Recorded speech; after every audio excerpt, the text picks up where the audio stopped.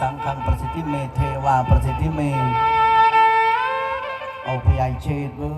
ยเมวิไลนี่คือบานโจกเกิดพยายเมียนธรรมดาตีเผ็ดเพยเตาะกมาปลุงเปลี่ยนเมนังเอาโนตราก็โมปฏิสมัยยืนปลุงเปลี่ยนต้องดับประมูลทำไมเผ็ดเพยอย่างไงมันเลือดมัน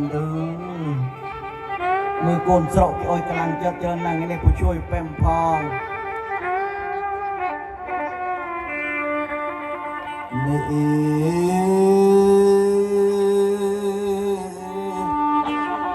ปลุงเปลี่ยเอาใหญ่ทำไมใหญ่เช็ดไม่มีไรคนยืนขอบคุณทุกคนนายกก็ไม่นูตามดุกคงโชคตามเปรย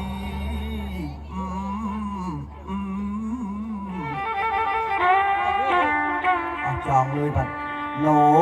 ส่งจืดบองพูนส่งคุณได้โมยกำลังจดกำลังใจในรูปคู่บันเต้าโนอีจองไอ้พยายกับเป็นเซนขึ้นเดียวทำไมอ๋อพึ่งเอาพยายเอ้ยเยอะผู้ช่วยพ่องมองเอ้ยกลมเพชรเคยต่อเข้ามาพึ่งพยายเช็ดแม่พยายมีลายโนตราโมกทีเอ้ยสมัยยืน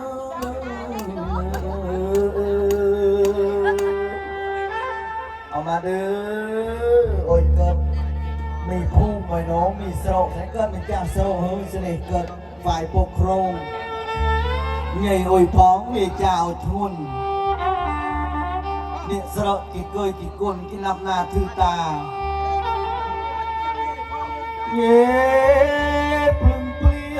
ผู้ช่วยทำไมพยายทำไมเด็กมันลูกลำปีใบยุก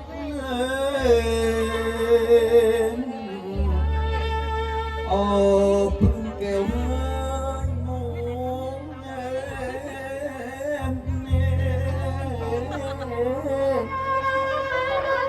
บ่เอ้ยบ่มงวิ่งสมาได้โอ้ไม่ได้บอกพูนสรงปุยโมจองได้โอ้ทะเลเอ้ยโมนาวารูปครูรูปปราณ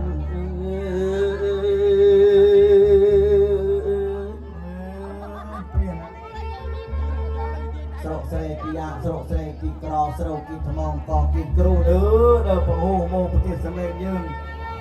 ยกมีกระเดยลูกยกมีเสน่ห์